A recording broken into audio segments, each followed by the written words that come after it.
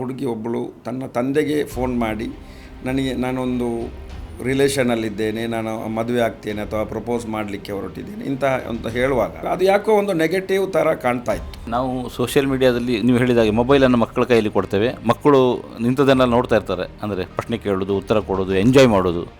So ಇದು ಸಹಜ ಪ್ರಕ್ರಿಯೆ ಅಂತ ಅನ್ನಿಸ್ಬಿಡ್ತದೆ. ನಾವು ಇಂಥದ್ರಲ್ಲಿ ಭಾಗವಹಿಸಿದ್ರೆ ತಪ್ಪಿಲ್ಲ, ಅಂದರೆ ನಾವು ನೋಡ್ತಾ ಇರ್ತೇವಲ್ಲ, ಸೊ ತಪ್ಪಿಲ್ಲ ಅಂತ ಅನ್ನಿಸ್ತದೆ. ಮನೆಯಲ್ಲಿ ನಮ್ಮ ಮಕ್ಕಳು ಯಾವ ಕಂಟೆಂಟ್ಗಳನ್ನು ನೋಡ್ತಾರೆ ಎಂಬುದರ ಬಗ್ಗೆ ಕೂಡ ಗಮನ ಹರಿಸಿದರೆ ಇನ್ನಷ್ಟು ಉತ್ತಮ. ನೀವು ನೋಡಿ, ಮನೆಯಲ್ಲಿ SLCಗಿಂತ ಚಿಕ್ಕ ಮಕ್ಕಳು ಕೂಡ ಮನೆಯ ಮೂಲೆಯಲ್ಲಿ ಎಲ್ಲೋ ಕೂತ್ಕೊಂಡು ಏನೋ ಮೊಬೈಲ್ನಲ್ಲಿ ನೋಡ್ತಾ ಇರ್ತಾರೆ. ನಾವು ಭಾವಿಸುವಾಗ ಅವರು ಏನೋ ಕಾರ್ಟೂನ್ ನೋಡ್ತಾರೆ, ಫಿಲಮ್ ನೋಡ್ತಾರೆ. ಬಟ್ ಯಾರೋ ಒಬ್ಬ ಕಂಟೆಂಟ್ ಕ್ರಿಯೇಟರ್ ಬರ್ತಾರೆ, ಮೈಕ್ ಹಿಡಿತಾರೆ, ಏನೋ ಕೇಳ್ತಾರೆ, ನಾವು ಏನೋ ಉತ್ತರ ಕೊಡ್ತೇವೆ, ಅದು ಏನೋ ಸಾಮಾಜಿಕ ಜಾಲತಾಣದಲ್ಲಿ ಅಪ್ಲೋಡ್ ಆಗ್ತದೆ. ಅದರ ಬಳಿಕ ಸಮಸ್ಯೆ ಸ್ಟಾರ್ಟ್ ಆಗ್ತದೆ. ಅದು ಹೆಚ್ಚಾಗಿ ಮಹಿಳೆಯರನ್ನು ಕುರಿತದ್ದು. ಸೊ ಆ ಸಮಸ್ಯೆ ಸೃಷ್ಟಿಸಿದಾಗ ಅದನ್ನು ಮತ್ತೆ ಸರಿಪಡಿಸಲಿಕ್ಕೆ ಬಹಳ ಪ್ರಯತ್ನ ಆಗಬೇಕಾಗ್ತದೆ. ಮತ್ತು ಇಡೀ ಅಲ್ಲಿ ಆ ಮಹಿಳೆ ಮಾತ್ರ ಅಲ್ಲ, ಕಂಟೆಂಟ್ ಕ್ರಿಯೇಟರ್ ಮಾಡ್ತಾರಲ್ಲ, ಆ ಎರಡು ಕುಟುಂಬಗಳು ಕೂಡ ಸಮಸ್ಯೆಗೀಡಾಗ್ತವೆ. ಸೊ ಇಂಥ ಸಮಸ್ಯೆಗಳು ಪದೇ ಪದೇ ಆಗಬಾರ್ದು ಅನ್ನೋ ದಿಸೆಯಲ್ಲಿ ಮಂಗಳೂರಿನ ಯುವ ನಾಯಕ ಸುಹೇಲ್ ಕಂದಕ್ ಒಂದು ಸಂದೇಶವನ್ನು ಕೊಟ್ಟಿದ್ದಾರೆ. ಸೊ ಅಂದರೆ ಈ ಘಟನೆ, ಅಂದರೆ ಇಂಥದ್ದೊಂದು ಘಟನೆ ಮಂಗಳೂರಿನಲ್ಲಿ ನಡೆದಿತ್ತು, ಆ ಘಟನೆ ಏನು ಅನ್ನೋದನ್ನು ಕೇಳ್ತೇವೆ. ಅದರ ಜೊತೆಯಲ್ಲಿ ಹೆಣ್ಣುಮಕ್ಕಳು ಮುಖ್ಯವಾಗಿ ಯಾವ ರೀತಿಯ ಜಾಗೃತಿ ವಹಿಸಬೇಕು ಅನ್ನೋದಕ್ಕೆ ಅವರ ಸಲಹೆಯನ್ನು ಕೇಳ್ತೇವೆ. ಸರ್, ಇವತ್ತು ನೋಡಿ, ಸೋಷಿಯಲ್ ಮೀಡಿಯಾ ತುಂಬ ಡೆವಲಪ್ ಆಗಿ ಇವಾಲ್ಯೂಯೇಷನ್ ಆಗಿ AI ತಂತ್ರಜ್ಞಾನದಲ್ಲಿರುವಂಥ ಸಂದರ್ಭದಲ್ಲಿ ಎಲ್ರಿಗೂ ಸಾಮಾಜಿಕ ಜಾಲತಾಣದಲ್ಲಿ ಅಕೌಂಟ್ಸ್ಗಳಿದೆ, ಪ್ರೊಫೈಲ್ಗಳಿವೆ. ಇವತ್ತು ಏನಾಗ್ತಾಯಿದೆ ಅಂತ ಹೇಳಿದರೆ, ಒಂದು ಲೈಕ್, ಒಂದು ಶೇರ್ಗಾಗಿ ದುಡ್ಡು ಕೊಟ್ಟು ಲೈಕನ್ನು ಪರ್ಚೇಸ್ ಮಾಡುವಂಥ ಅವಸ್ಥೆ ಜನರ ಮುಂದೆ ಬಂದಿದೆ. ಇವತ್ತು ಕಂಟೆಂಟ್ ಕ್ರಿಯೇಟರ್ಗಳು ಕೂಡ ಏನು ಮಾಡ್ತಾ ಇದ್ದಾರೆ ಅಂತ ಹೇಳಿದರೆ, ಯಾವುದೇ ರೀತಿಯ ಒಂದು ಸಮಾಜಕ್ಕೆ ನೆಗೆಟಿವ್ ಸಂದೇಶ ಕೊಡುವಂಥ ಕಂಟೆಂಟ್ಗಳನ್ನು ಕ್ರಿಯೇಟ್ ಮಾಡ್ತಾ ಇದ್ದಾರೆ. ಇವತ್ತು ಯಾಕೆ ಈ ಮಾತನ್ನು ಹೇಳಬೇಕಾಗ್ತಾಯಿದೆ ಅಂತ ಹೇಳಿದರೆ, ಮೊನ್ನೆ ಒಂದು ಸೋಷಿಯಲ್ ಅವೇರ್ನೆಸ್ ಅಂತ ಹೇಳಿಕೊಂಡು ಒಂದು ಪ್ರತಿಷ್ಠಿತ ಸಂಸ್ಥೆಯ ಪರವಾಗಿ ಒಂದೆರಡು ಬ್ಲಾಗರ್ಸ್ಗಳು ಒಂದು ಕಂಟೆಂಟ್ ಮಾಡ್ತಾರೆ ನಗರದ ಪ್ರತಿಷ್ಠಿತ ಮಾಲ್ನಲ್ಲಿ. ಆ ಕಂಟೆಂಟ್ನ ಉದ್ದೇಶ ಏನಾಗಿತ್ತೋ ಅದು ಬೇರೆ ವಿಚಾರ. ಆದರೆ ಅವರು ಕೊಟ್ಟಂಥ ಕಂಟೆಂಟ್ ಸಮಾಜಕ್ಕೆ ಒಂದು ದೊಡ್ಡ ತಪ್ಪು ಸಂದೇಶವನ್ನು ನೀಡುವಂತಿತ್ತು. ಇದರಲ್ಲಿ ಕೆಲವು ಒಂದು ವರ್ಗಕ್ಕೆ, ಒಂದು ಧರ್ಮಕ್ಕೆ ಸೀಮಿತಪಟ್ಟಂತಹ ಕೆಲವು ಯುವತಿಯರೊಂದಿಗೆ ಅವರು ಕೇಳಿದಂತಹ ಕೆಲವು ಅಸಂಬದ್ಧ ಪ್ರಶ್ನೆಗಳು, ಆ ಪ್ರಶ್ನೆಗಳಿಗೆ ಆ ಯುವತಿಯರು ಕೊಟ್ಟಂಥ ಉತ್ತರಗಳು, ಅದು ಅಷ್ಟು ಒಂದು ನಾಗರಿಕ ಸಮಾಜ ಒಪ್ಪುವಂತಹ ಒಂದು ಕಂಟೆಂಟ್ಗಳು ಆಗಿರುವುದಿಲ್ಲ ಎಂದು ನನ್ನ ಭಾವನೆ.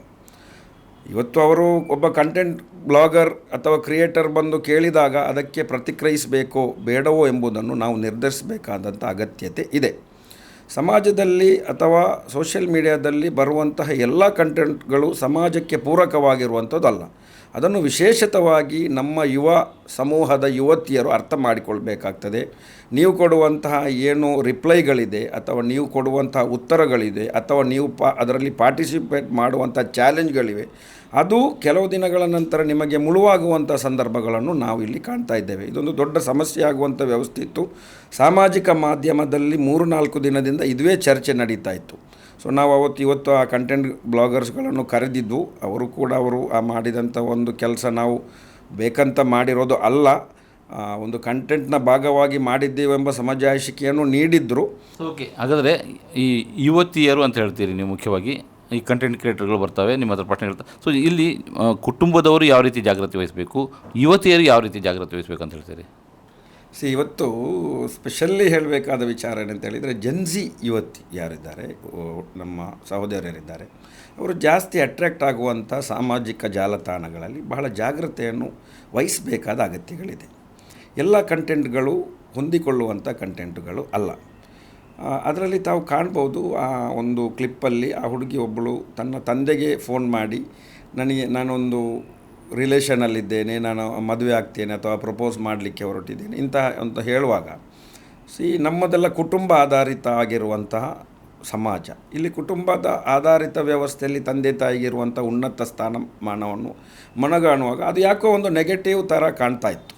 ಸೊ ಇಲ್ಲಿ ವಿಶೇಷವಾಗಿ ಪೇರೆಂಟ್ಸ್ ಯಾರು ಹೆತ್ತವರಿದ್ದಾರೆ ಅವರು ಅತಿ ನಿಗ್ರಾಣಿಯನ್ನು ವಹಿಸಬೇಕಾದ ಒಂದು ಅಗತ್ಯತೆ ಇದೆ. ಇನ್ನೊಂದು ಏನಂತ ಹೇಳಿದರೆ, ವೆರಿ ಸೀರಿಯಸ್ ಮ್ಯಾಟ್ರ್. ನಾವು ಮನೆಯಲ್ಲಿ ದೊಡ್ಡ ತಪ್ಪು ಮಾಡ್ತಾ ಇದ್ದೇವೆ ಏನಂತ ಹೇಳಿದರೆ, ಮಗು 1 ವರ್ಷ ಆದ ಕೂಡಲೇ ಮಗುವಿನ ಕೈಯಲ್ಲಿ ಮೊಬೈಲ್ ಕೊಡ್ತೇವೆ. ನಾವು ಬ್ಯುಸಿ ಇದ್ದೇವೆ, ತಾಯಿ ಬ್ಯುಸಿ ಇರ್ತಾಳೆ ಅಥವಾ ಬೇರೆ ಏನಾದರೂ ಕೆಲಸ ಇರ್ತದೆ, ಮಗುವನ್ನು ಆಟ ಆಡಿಸಬೇಕು, ಮಗುವಿಗೆ ಊಟ ಮಾಡಿಸಬೇಕು, ಮಗುವಿನ ಧ್ಯಾನವನ್ನು ಬೇರೆ ಕಡೆ ತಿರುಗಿಸಬೇಕಂತೇಳಿ ಮೊಬೈಲ್ ಕೊಡ್ತೇವೆ. ಮತ್ತು ಅದು ಬರುತ್ತಾ ರಾಯನ ಕುದುರೆ ಕತ್ತೆಯಾಯಿತು ಎಂಬಂಥ ಮಾತಾಗ್ತದೆ. ಸೊ ನಾವು ಬೇಕಂತೇಳಿ ಸಮಾಜದ ಒಂದು ವ್ಯವಸ್ಥೆಯನ್ನು ನಮ್ಮ ಕೈಯಿಂದನೇ ಹಾಳು ಮಾಡುವಂಥ ತಪ್ಪು ಮಾಡುವುದು ಬೇಡ. ಅದೇ ರೀತಿ ವಿಶೇಷವಾಗಿ ನಮ್ಮ ಸಹೋದರಿಯರಿಗೆ ನಾನು ಏನು ಹೇಳಲಿಕ್ಕೆ ಇಚ್ಛೆಪಡ್ತೇನೆ ಅಂತ ಹೇಳಿದರೆ, ಎಲ್ಲ ಕಂಟೆಂಟ್ಗಳು ನಿಮಗೆ ಬೇಕಾದಂಥ ಕಂಟೆಂಟ್ಗಳು ಅಲ್ಲ. ತಾವುಗಳು ತೀರ್ಮಾನ ಮಾಡಿ ಸಮಾಜದ ಸಂಪೂರ್ಣ ಜವಾಬ್ದಾರಿ ಇರುವಂತಹ ನಾವುಗಳು ಯಾವ ಕಂಟೆಂಟ್ಗೆ ಉತ್ತರವನ್ನು ಕೊಡಬೇಕು, ಯಾವುದನ್ನು ಎಕ್ಸೆಪ್ಟ್ ಮಾಡಬೇಕು. ಮಾಲ್ಗಳಲ್ಲಿ ಸಡನ್ನಾಗಿ ಬಂದು ನಿಮ್ಮ ಹತ್ರ ಮೈಕ್ ಹಿಡಿತಾರೆ, ಅವರು ಏನು ಕ್ವಶನ್ ಕೇಳ್ತಾರೆ ನಿಮಗೆ ಗೊತ್ತಿರೋದಿಲ್ಲ. ಆ ಒಂದು ಸಂದರ್ಭದಲ್ಲಿ ಮೈಕ್ ಮುಂದೆ ನೀವು ಏನೇನೋ ಹೇಳ್ತೀರಿ, ಮತ್ತೆ 2 ದಿನ ಬಿಟ್ಟು 1 ದಿನ ಬಿಟ್ಟು ಮುಜುಗರ ಪಡುವಂಥ ಅವಸ್ಥಕ್ಕೆ ತಮ್ಮನ್ನು ಸಿಲುಕಿಸಿಕೊಳ್ಳಬೇಡಿ. ಕೆಲವು ವಿಚಾರಗಳಲ್ಲಿ ಬೇರೆ ಬೇರೆ ರೀತಿಯಲ್ಲಿ ನೋಡಿ, ಕೇರಳದಲ್ಲಿ ಒಂದು ವ್ಯವಸ್ಥೆ ಅದು, ಬಸ್ಸಲ್ಲಿ ಹೋದ ಒಬ್ಬ ಯುವಕನಿಗೆ ಏನೋ ಒಂದು ಅವರು ತಪ್ಪು ಮಾಡಿದರು ಅಂತ ಹೇಳಿ ಅದು ಇಡೀ ಸೋಷಿಯಲ್ ಮೀಡಿಯಾದಲ್ಲಿ ಬಂದಾಗ ಅವನು ಆತ್ಮಹತ್ಯೆ ಮಾಡಿಕೊಳ್ಬೇಕಾದ ಪರಿಸ್ಥಿತಿ ಬಂತು.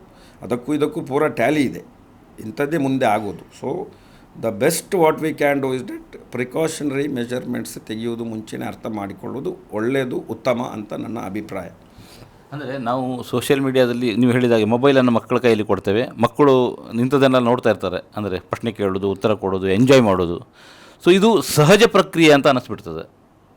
ಸೊ ಆವಾಗ ನಾವು ಇಂಥದ್ರಲ್ಲಿ ಭಾಗವಹಿಸಿದ್ರೆ ತಪ್ಪಿಲ್ಲ, ಅಂದರೆ ನಾವು ನೋಡ್ತಾ ಇರ್ತೇವಲ್ಲ, ಸೊ ತಪ್ಪಿಲ್ಲ ಅಂತ ಅನ್ನಿಸ್ತದೆ.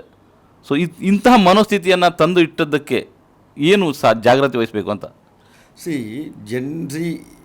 ಜನ್ರೇಷನ್ ಏನಿದೆ ಅದು ಇವತ್ತು ಅತಿ ಹೆಚ್ಚು ಸಾಮಾಜಿಕ ಜಾಲತಾಣವನ್ನು ಅವಲಂಬಿತವಾಗಿದೆ.